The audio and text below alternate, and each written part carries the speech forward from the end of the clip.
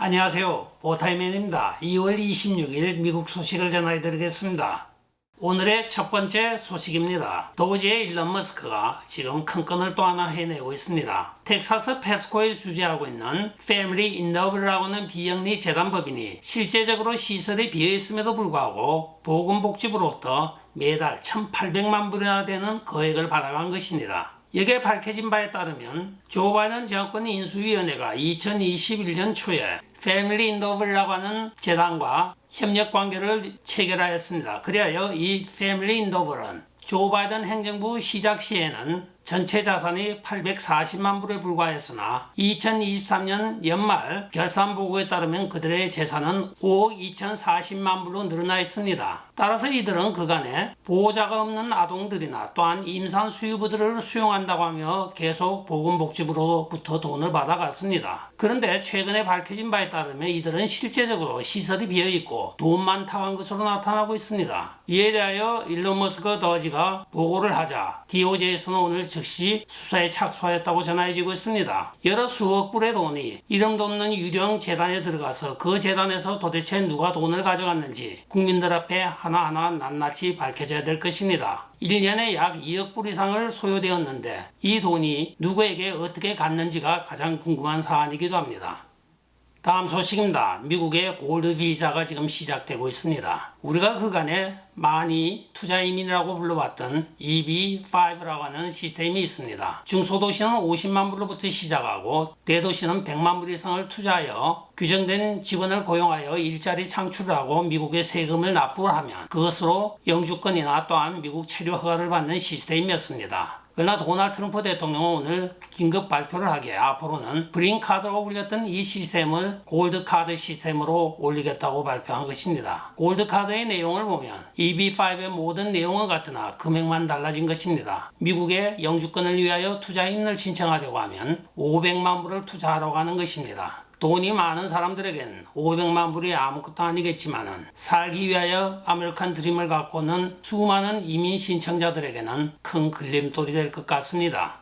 다음 소식입니다. 도널드 트럼프 대통령이 해외 원조 90일을 중지하라고 행정명령을 발표하였습니다. 여기에 대하여 수많은 비영리 재단법인이 줄소송을 제기하였습니다. 당장 해외에 원조를 해야 될 자금이 그만큼 시급했던 것입니다. 여기에 동조하여 연방지방법원 판사인 아무라 알리가 이 모든 행정을 26일 자정까지 즉시 중지를 하고 모든 직업을 하라고 판시를 하였습니다. 그러나 여기에서 또한 끝난 것이 아닙니다. 공화당 테너시주 의원인 앤디 오글스 의원은 아무라 알리 판사에 반박하여 그를 탄핵 소추안을 오늘 밝히고 있습니다. 탄핵의 사유로는 이 판사가 자기 지위를 이용하여 판사라는 직급을 정치 무기화하고 있다는 것이 탄핵 사유이기도 합니다. 아무라 알리 판사는 바로 조 바이든이 임명하였던 연방지방법원 판사입니다. 이 판사는 법무부 변호사들을 질책한 이후에 즉시 해외 원조를 26일 자정까지 시행을 하라고 명령을 내렸으나 도널드 트럼프 대통령 측에서는 여기에 반박하여 항소를 제기하였고 또한 이 판사의 명령에 따르지 않을 것으로 보여지고 있습니다. 이 알리 판사는 자기의 판사의 양심이 아니고 정치적 판단에 의하여 판결하였다가 역풍을 맞고 있는 것입니다.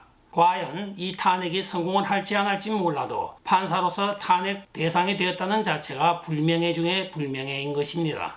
다음 소식입니다. 미국의 행정이 엉망인 것은 사실이지만 이 정도일 줄은 몰랐습니다. 오늘 콜로라도주에서는 사망한 자들의 생명보험과 의료비 지급을 하는 메디케이드가 해마다 약 780만 불씩 지급된 것으로 오늘 밝혀지고 있습니다. 이들의 주장은 사회보장청이라고 불리는 소셜 시큐리티의 사망자 리스트가 자기들의 허브와 연계가 되지 않아서 확인을 못하였다고 변명을 하고 있으나 뉴스위크지의 폭로에 의하면 이들은 알고 있으면서도 주정부가 이것을 지급하였다는 것입니다. 따라서 여기에 또한 DOJ가 수사에 들어갔다고 하는데 앞으로의 하나하나의 규칙과 다 주목되는 사실이기도 합니다. 일전에 사회보장청 역시 마찬가지입니다. 심지어는 100세가 넘는 사람이 여러 수만 명이 사회보장금을 받아간 적도 있습니다. 150세 된 사람이 수두룩하고 200세 또는 300세까지 된 사람들이 나타났는데 이것은 그들의 사이트가 그만큼 엉터리로 관리되고 있었다는 것을 증명하고 있는 사실이기도 합니다. 미국의 모든 행정기관과 연방정부 기관들이 그만큼 썩어 있었던 것이 하나하나 드러나고 있는 현실입니다. 그 돈이 어디로 갔을까요? 대부분의 연방 관리들의 뒷주머니로 들어가지 않았나 하는 합리적인 의심을 해보게 됩니다. 다음 소식입니다. 미국에서 디즈니 그룹의 엔지니어로 근무한다고 하면 상당히 고액의 연봉에 좋은 직장으로 꼽히고 있습니다. 댄 앤들이라고 하는 사람은 디즈니랜드에 엔지니어로 근무하는데 그는 좀 더 수월하고 아름다운 영상을 만들기 위하여 GitHub라고 하는 코드 공유 사이트에 접속을 하였습니다. 그는 거기에 AI 이미지 생성을 다운로드하여 그간에 잘 쓰고 있었는데 느닷없이 한 달 전에 이것이 불거진 것입니다. 자기의 자산 계정이 다 틀리고 디즈니 그룹의 14만 4천 개의 개인적인 메시지들이 온라인에 공개가 됨으로써 이것이 수사가 된 것입니다. 알고 보니 그가 다운로드했던 그 사이트 뒤에는 악성 코드가 숨겨져 있고 악성 코드를 타고 들어온 해커들이 이 사람들의 개인정보, 금융정보 그리고 그가 타는 직장인 디즈니랜드 전체를 해킹하여 버렸던 것입니다. 때늦게 디즈니랜드 보안팀에 연락을 하여 수습은 하였으나 그 사유로 이 사람은 회사에서 해고를 당하였고 또한 퇴직료, 기타 등등의 모든 베네핏을 다 상실하게 된 것입니다. 또 은행까지 다 해킹을 당하여 털려버리니 하루아침에 알거지가 되어 지페이먼도 못하여 지금 집에 쫓겨나게 되었다고 하며 고펀드미에 도움을 청합니다 하고 고소를 하고 있습니다. 여러분들도 공짜로 주는 소프트웨어 다운로드는 조심해야 되겠습니다. 다음 소식입니다. 애플은 향후 4년간 약 5천억 달러에 해당하는 금액을 미국 국내에 투자한다고 오늘 발표를 하였습니다. CEO인 팀 쿡은 R&D 분야에만 약 2만 명의 신규 직원을 채용할 것이라고 하면서 이에 파급 효과는 미국 내에 229만 개의 일자리 창출 효과까지 있다고 발표를 한 것입니다. 이것은 도널드 트럼프 대통령이 중국산 애플 제품에 대하여 10%의 관세를 매긴다고 하자 팀쿡이 부랴부랴 백악관을 방문하여 도널드 트럼프 대통령에게 어떤 협상을 이끌어낸 것 같습니다. 일기 정부 때도 10% 관세 인상을 한다고 하자 방문하여 팀쿡이 그때 당시 도널드 트럼프 대통령에게 관세 유예를 청구하여 승인을 받아낸 바가 있습니다. 이번에는 완전히 무관세로 당분간 해주는 조건으로 텍사스를 비롯하여 미국 50개 주에 수백만 개의 일자리 창출 효과가 있는 것을 약속을 하였으며 특히 텍사스에서는 지금 실리콘 제조 공장을 짓는다고 오늘 발표가 된 것입니다. 기업의 비협조적인 캘리포니아를 떠나 텍사스로 이전하는 최근의 트렌드를 볼 때 애플 역시 마찬가지로 텍사스에 거의 다 모든 공장을 지을 것으로 보여지고 있습니다. 약 24개의 실리콘 공장을 텍사스에 짓는다고 하는데 이 실리콘 제품들은 모든 애플 제품에 들어갈 것이라고 오늘 발표를 한 것입니다. 애플에서는 이 투자가 인공지능, 기술 개발, 실리콘 엔지니어링 등에 사용될 것이라고 발표를 한 것입니다. 세계 제일의 기업이 제일 큰 투자를 하고 있습니다. 기대가 되어지는 미국의 미래입니다.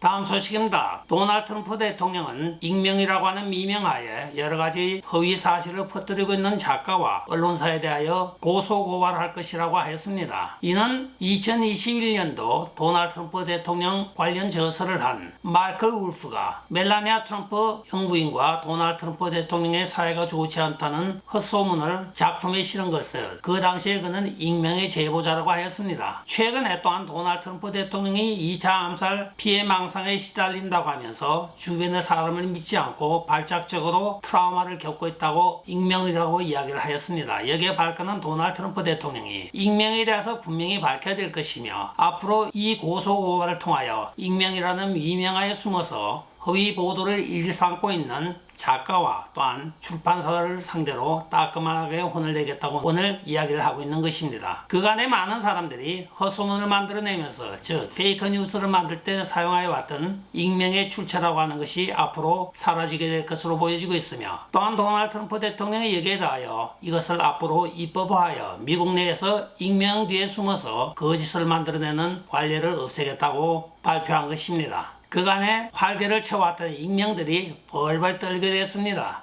또한 백악관에서는 오늘 도널드 트럼프 대통령 보도자를 통하여 그간의 오발 오피스에서 백악관 기자독립협회가 집무실 인터뷰 대상을 선정하였으나 앞으로는 백악관이 직접 인터뷰 가능한 기자들을 지명하겠다고 하여 그간의 많은 논란이 되어왔던 메인스트림 미디어 위주의 백악관 인터뷰가 사라질 것으로 보여지고 있습니다. 최근에 팟캐스트와 유튜버까지 도널드 트럼프 대통령은 허용하겠다고 한 바가 있어 앞으로 미국 미디어에 큰 변혁이 일어날 것으로 보여집니다.